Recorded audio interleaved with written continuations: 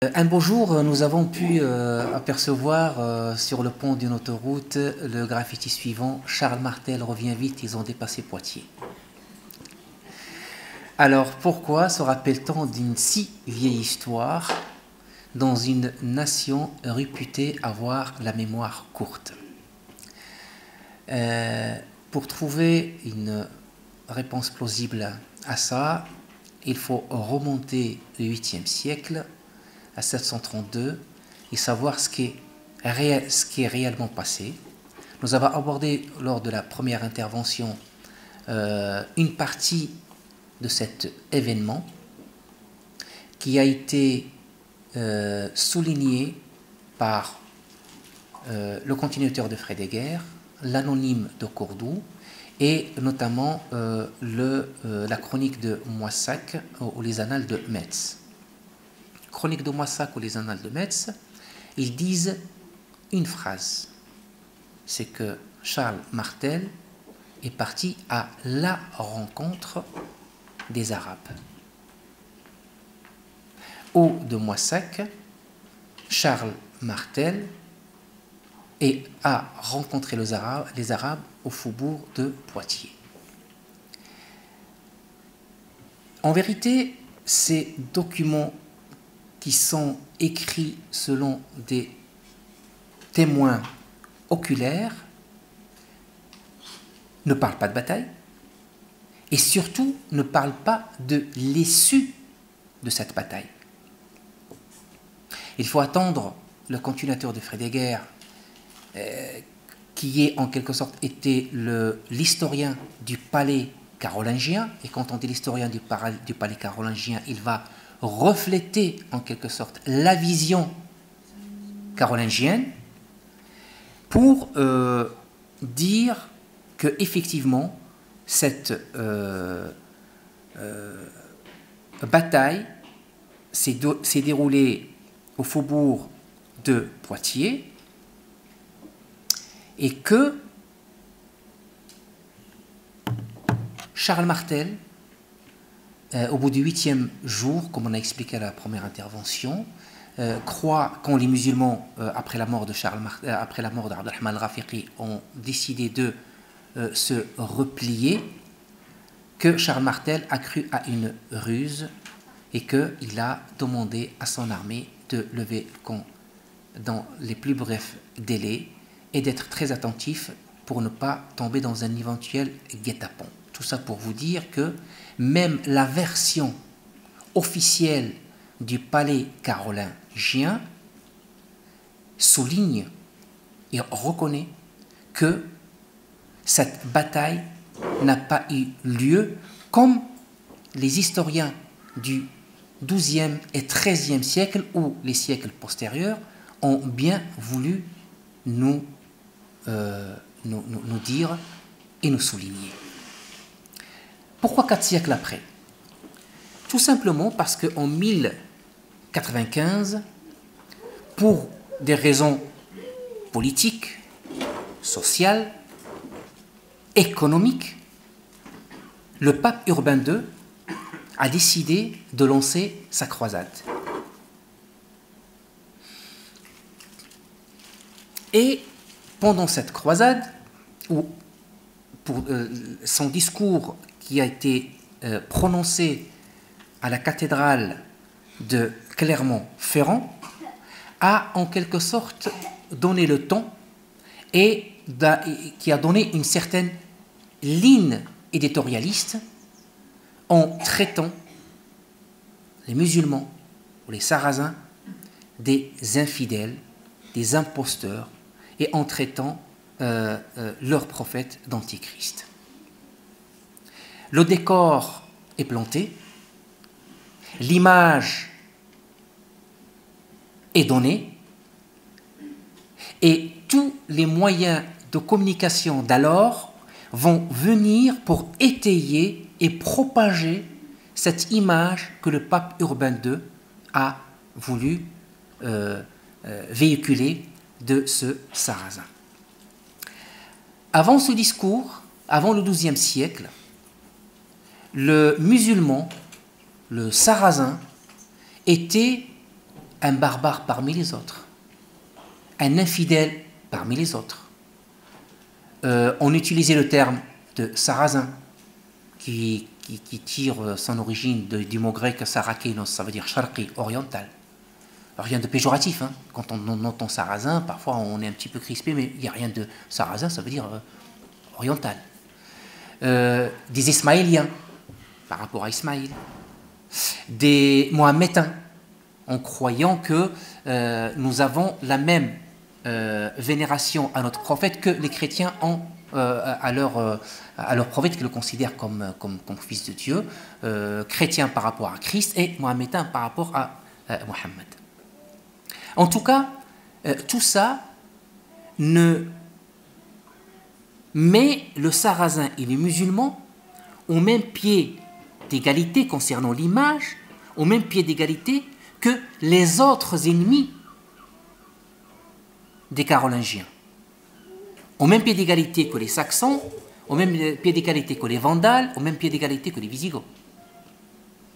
C'est à partir du XIIe siècle où on va commencer un petit peu à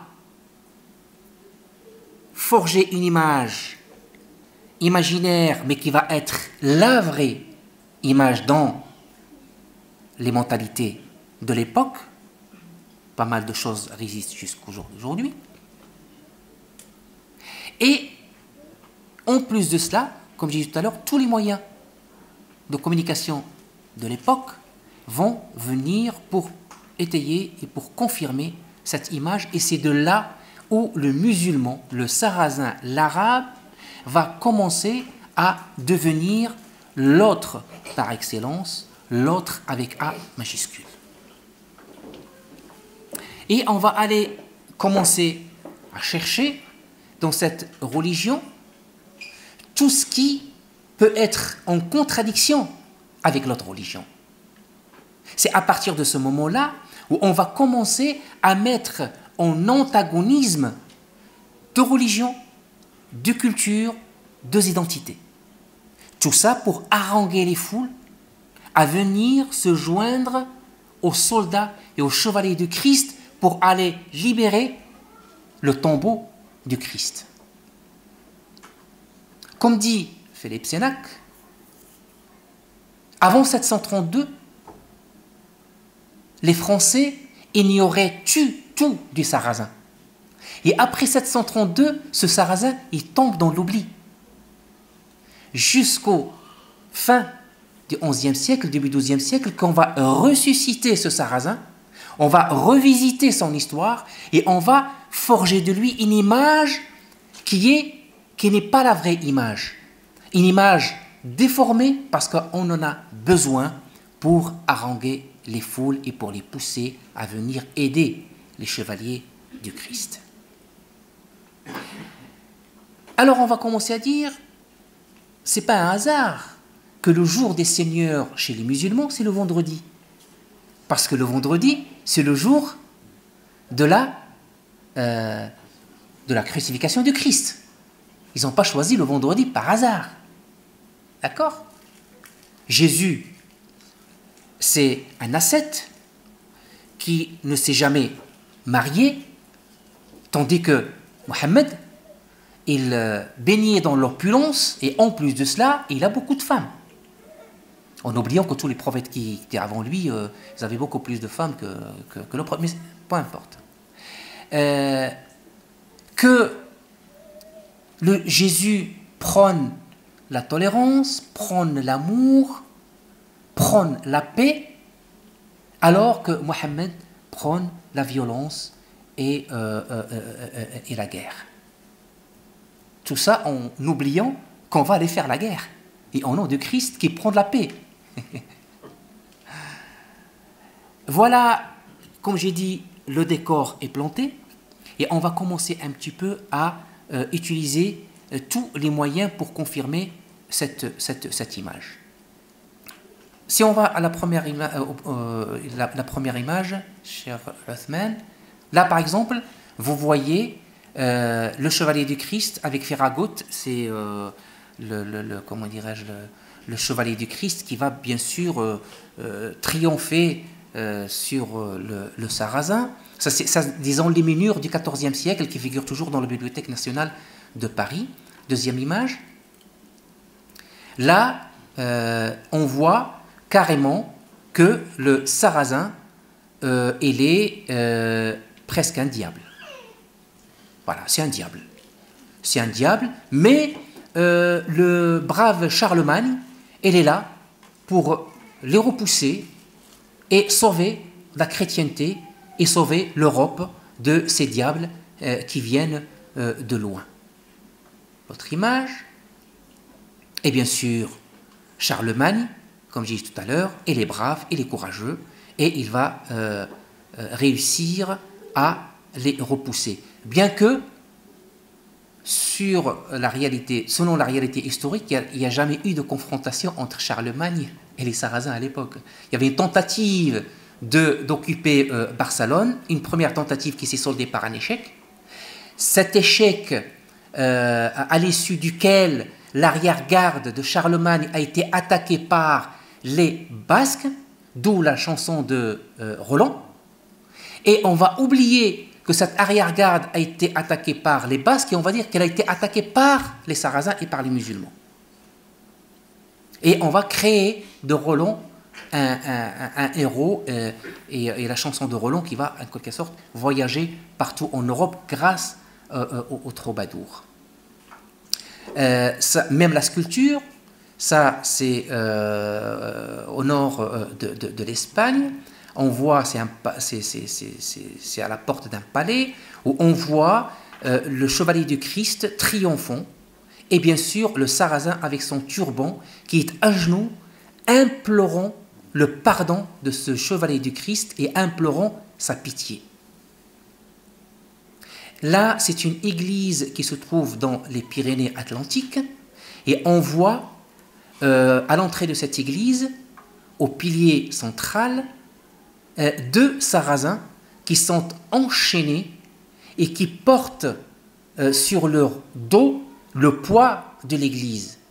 Et ils grimacent tellement ils ont en quelque sorte mal et ça les enlaidit encore davantage. Déjà, le sarrasin, il est laid, il est noir, ça les enlaidit encore davantage. Et sans oublier que le noir au Moyen-Âge était synonyme de laideur, était synonyme du diable, était synonyme du chaos, était synonyme du néant.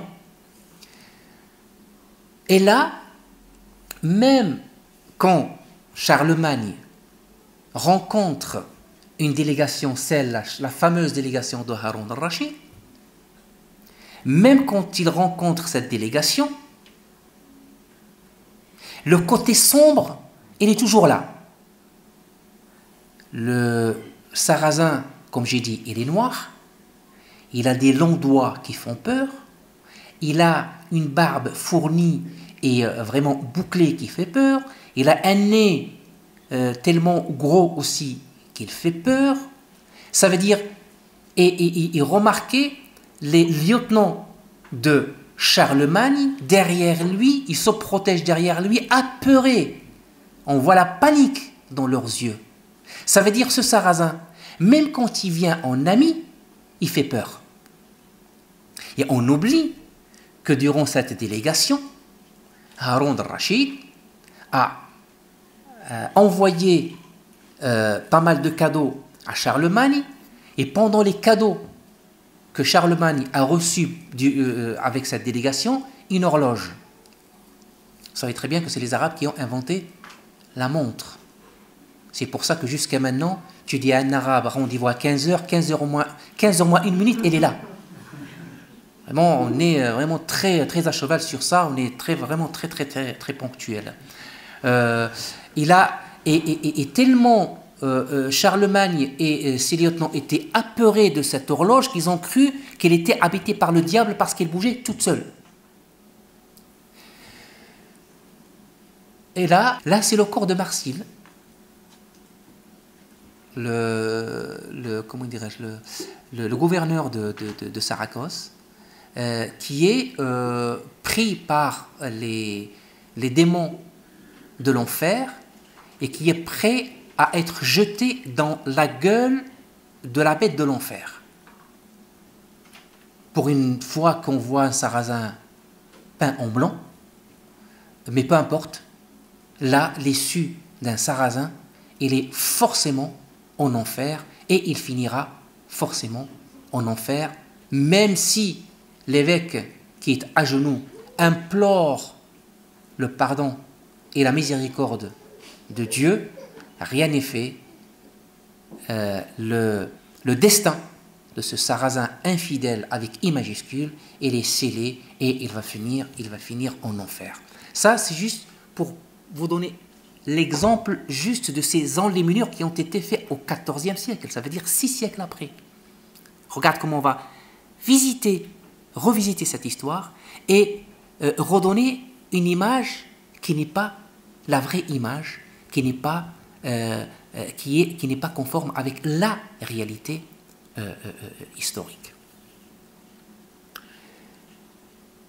Les chansons de gestes vont jouer un rôle, comme j'ai dit tout à l'heure, très important pour véhiculer cette image négative. Et dans ces chansons de gestes, on n'a pas malheureusement pas le temps de faire le tour, mais vous allez pouvoir voir dans les livres quelques extraits de ces chansons de gestes, dans lesquelles, comme j'ai dit, le sarrasin il est sot, il est falot, il est médiocre, il est noir, même le pays dans lequel il vit, il n'y a ni herbe qui pousse, ni arbre qui pousse, et il est aussi noir que sa propre peau. Et ces chansons de gestes, ils vont jouer le rôle le plus important. Pourquoi? Parce que c'est troubadour, et j'ouvre une petite parenthèse, mais déjà le mot troubadour il est d'origine arabe. Ça veut dire tarab yadour. Et là, ces troubadours, ils ont énormément appris des apports musicaux de Zirieb. Ça, c'est une autre histoire. Alors, ces troubadours qui chantaient aussi bien devant les rois, les ducs, les seigneurs, que dans les places des villages, ils vont jouer un rôle très important pour que cette image vienne à un grand maximum de Français de l'époque. Et bien sûr, on va haranguer les foules parce que c'est un combat juste. Aller libérer le tombeau de Christ, c'est un combat juste. Et puisque c'est un combat juste et que les chevaliers du Christ sont du bon côté, ce combat ne peut être que gagné. Ce combat ne peut avoir qu'une seule issue. C'est que les chevaliers du Christ l'emportent.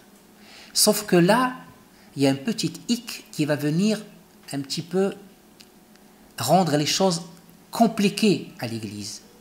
C'est que ce combat a fini par le triomphe de Salah ad-Din al-Ayyubi, Saladin. Pensons de bonsoir, ce Salah ad-Din, non seulement il va emporter la bataille, mais il est élégant, il est courtois, il sait parler aux hommes, il sait parler aux femmes, il sait lire, il sait écrire, il a des connaissances dans toutes les matières, y compris dans les matières dans le domaine de la médecine. En plus de cela, il est beau. En plus de cela, il est charismatique. Et là, l'Église était dans le pétrin. Comment faire? Alors, pour sortir de cette impasse, on va imaginer une mère chrétienne à Salah ad-Din. C'est la fille du comte d'Anjou. Mais ce n'était pas suffisant. Alors on va inventé une autre histoire.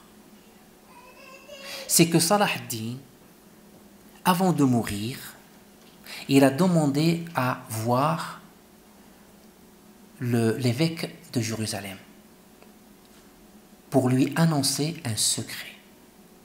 Ce secret consiste à lui dire qu'en vérité, je ne suis pas musulman, je suis chrétien. Et que si je vous appelle Excellence, c'est pour que je puisse me confesser et pour que je puisse mourir en chrétien. Et la boucle est bouclée et la solution est trouvée. C'est normal. Si Salah ad-Din, si Saladin a triomphé, c'est parce qu'en vérité, il était chrétien, mais il cachait sa vraie religion. Et en vérité, ce problème, mais j'ouvre une petite parenthèse, c'est posé, mais à notre échelle. Ce problème s'est posé avec l'Amir Abdelkader. L'Amir Abdelkader, récemment, qui a en quelque sorte combattu la France, il a incarné tout cet esprit chevaleresque. La France n'a pas tenu ses engagements avec lui, mais malgré que la France n'a pas tenu ses engagements avec lui, il était à l'origine de l'arrêt des massacres des chrétiens à Damas. Et pour essayer un petit peu de rattraper les choses, qu'est-ce qu'on va faire? On va le décorer de la Légion d'honneur. Pour dire, en définitive, l'Amir Abdelkader, c'est aussi le produit de notre civilisation. C'est aussi un des nôtres. Mais comme je vous ai dit, juste en quelque sorte, c'est sur un autre registre, un peu moins, comment dirais-je, un peu plus réaliste que d'inventer à Salah ad-Din une mère chrétienne ou carrément de dire que en vérité il était chrétien. Ça, c'est le fantasme. Regardons maintenant la réalité. C'est que pendant ce même XIIe siècle, pendant même cette période où l'Église se forgeait cette image négative du Sarrasin, le Sarrasin était très présent au sud de la France. Le Sarrasin participait activement au sud de la France à la vie économique, sociale et politique des villes du sud de la France. Pour vous donner juste quelques exemples, il y a un document qui se trouve toujours dans les archives municipales de Montpellier et qui date de 1112, dans lequel le patron de la ville, le comte de Montpellier, Guilhem V, défend à son aîné de prendre comme bail un sarrasin ou un juif. Et le bail, à l'époque, pour parler le langage de maintenant, ça correspond au directeur de cabinet. Cela prouve que les sarrasins, les musulmans, les arabes étaient présents dans ces villes, participaient activement à la vie politique et économique de la ville, c'était très probable qu'ils peuvent occuper ce poste de directeur de cabinet. Pourquoi? Parce qu'ils savaient lire, écrire et compter. Et un poste pareil, il faut quelqu'un qui sait lire, écrire et compter. Pourquoi? Parce que une des tâches de ce bail de la municipalité de Montpellier, comme les autres municipalités du sud de la France, c'était de lever les impôts. Et on ne peut pas lever les impôts si on n'a pas un minimum de calcul et un minimum de savoir en plusieurs matières. Nous avons aussi l'occasion et la chance que les archives de cette même ville de Montpellier sauvegardent des stèles funéraires. Je ne rentre pas dans les détails de l'étude de ces stèles funéraires, mais grosso modo, ces stèles funéraires remontent à cette même période. C'est 533, qui correspond un petit peu au XIIIe siècle. Dans une des stèles, c'est écrit Hada qabr al-faqih. Ceci est la tombe du faqih. Faqih à l'époque, c'est quelqu'un qui est versé dans la loi de le droit canon et en théologie. Et là, ce que vous voyez ici, ces stèles que vous voyez à l'image, ce sont des stèles d'un certain talib, un étudiant dans le droit malikite, qui est mort assez jeune et que son père lui a en quelque sorte offert cette stèle funéraire. Et la calligraphie que vous voyez ici, ce sont des vers de poèmes pour en quelque sorte rappeler le souvenir de ce Abu Ayyub, cet étudiant qui est mort en jeune âge et qui étudiait le fiqh selon le rite de l'imam Malik. Alors, déjà, au-delà de la beauté de la sculpture de ces stèles, de ces stèles funéraires, au-delà de ça, on a la preuve. Comme quoi, ces musulmans avaient leur cimetière, vivaient sur place, mouraient sur place, enterraient sur place, et qui participent activement à la vie économique et sociale de la ville de Montpellier. Et dans un autre document, on lit que quand le pape, un des papes a quitté Rome et il est venu à Montpellier, le comte de la ville l'a accueilli bien sûr avec tous les honneurs qui s'imposent. Et une fois que le pape s'est installé là où il devait s'installer, un émir sarrasin, c'était le responsable de la communauté musulmane de la ville, vient lui parler en arabe et que quelqu'un lui traduisait ce que le responsable de cette communauté musulmane disait au pape. Ça veut dire que la communauté musulmane de la ville était tellement importante, il pesait tellement que le pape, qui était la personnalité politique numéro 1 à l'époque, lui accorde devant tout le monde une audience spéciale pour lui. Et à l'époque, parler arabe, c'est comme aujourd'hui parler anglais. C'était la langue du savoir. C'était la langue de la science. Et après ce discours, le pape l'assoit à ses côtés. Aujourd'hui, pour avoir juste un président d'association musulmane, pour avoir un rendez-vous avec, pas le maire, pas l'adjoint du maire, un conseiller municipal, il faut attendre 3 mois et encore. Le comte de Montpellier frappe une monnaie dans laquelle c'est écrit La ilaha illallah Muhammadun Rasulullah. Parce que cette inscription, c'était un guise d'une monnaie forte. Et d'ailleurs, j'aurai une petite parenthèse ici pour vous dire que les premiers contrefaçons n'ont pas commencé avec Louis Vuitton au Maroc ou avec Lacoste en Tunisie. Non, les premiers contrefaçons ont commencé dans les manufactures européennes. À l'époque, on faisait que ce soit des ustensiles ou des outils, et comment dirais-je, au dos, on écrivait La ilaha illallah Muhammad Rasulullah en arabe pour dire que c'est un produit qui vient du pays arabe, que c'est un travail d'arabe, mais travail d'arabe du Moyen-Âge, pas le travail d'arabe d'aujourd'hui. C'était en quelque sorte un label de qualité du produit. Les premiers contrefaçons se faisaient déjà dans les manufactures européennes et on trompait le consommateur en écrivant cette inscription de La ilaha illallah Muhammad Rasulullah derrière le produit en tant que guise de qualité. La ville de Montpellier n'était pas une exception. Dans le golfe de Saint-Tropez, les musulmans, ils sont restés ce qu'on appelle en arabe Jabal al-Qilal, Fraxinatum en anglais, la gare de Fresnay en français. Ils sont restés de 890 à 980, presque un siècle. Et pendant un siècle, aucun historien ne souligne le moindre soulèvement de la population locale. Ce qui prouve que ces Sarrasins qui ont passé un siècle au golfe de Saint-Tropez vivaient en parfaite harmonie avec la population locale. Ils ont introduit en Provence l'art de la construction navale. C'est pour ça que jusqu'au jour d'aujourd'hui, dans le langage et le patois de Provence, pour dire goudron, on dit qitran.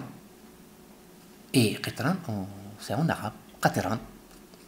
Là, ce que vous voyez à l'image, ce sont des fouilles archéologiques, enfin, c'est une trouvaille par hasard qui était au large de Saint-Tropez et qui remonte à cette époque du Xe siècle. On voit des amphores et on voit aussi des lampes à huile.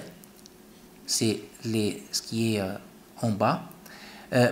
Tout ça pour vous dire qu'il y avait en quelque sorte un va-et-vient, une activité commerciale entre l'Andalousie et le sud de la France, et le Maghreb et le sud de la France.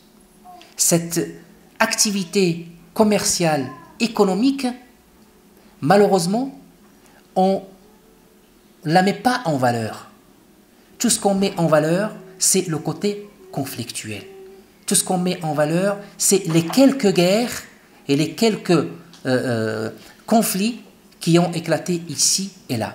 Mais des années et des siècles de collaboration, de vivre ensemble, malheureusement, on passe à côté et que la mémoire collective nous a gardé, malheureusement, que ce côté conflictuel et il a gommé tout ce volet du vivre ensemble.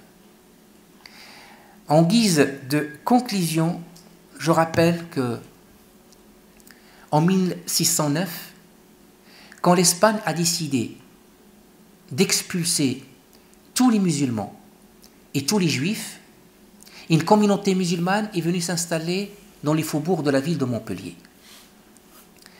Malheureusement, voilà une sécheresse montagnère qui vient chauffer la terre et les esprits. Plusieurs processions ont été organisées pour que la pluie arrive, mais aucune procession n'a réussi. Alors on va commencer à chercher un bouc émissaire. On ne va pas chercher loin. Si la pluie ne vient pas, malgré toutes les processions et les prières qu'on a fait, ben c'est à cause de cette maudite colonie, de cette maudite communauté musulmane qui est venue d'Espagne, se réfugier d'Espagne pour venir s'installer dans les faubourgs de la ville, de Narbonne, pas de Montpellier, excusez-moi, de la ville de Narbonne. Alors on va donner à cette communauté musulmane 15 jours. Si la pluie ne vient pas, ils doivent quitter les lieux pour que leur malédiction disparaisse. Alors, pas de pluie, pas de place. Malheureusement, au bout de 15 jours, la pluie a tardé à venir et cette communauté musulmane était obligée de partir. Tout ça pour vous dire que quand, au moment de la prospérité économique, on est plus prédisposé à accepter l'autre malgré sa différence.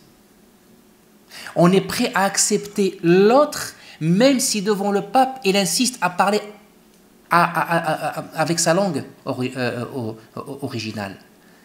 Pendant les prospérités économiques, on est prêt à accepter l'autre même s'il ne partage pas avec nous la même religion, les mêmes convictions, la même culture et la même vision des choses. Mais au moment des crises économiques, on est plus crispé, on est plus recroquevillé sur soi-même et la politique de trouver le bouc émissaire, ça soulage énormément. Et bien sûr, on va taper sur qui? On va taper sur les plus faibles. Et l'histoire en quelque sorte de cette période nous donne l'exemple flagrant de cette réalité que les musulmans, pendant cette prospérité économique, ils y ont énormément contribué. Mais remarquez, les commerçants qui sont venus enrichir les villes du sud de la France n'ont pas oublié un paramètre très important, l'instruction, les écoles, parce qu'elle est la clé d'une bonne et meilleure intégration. Et je vous remercie.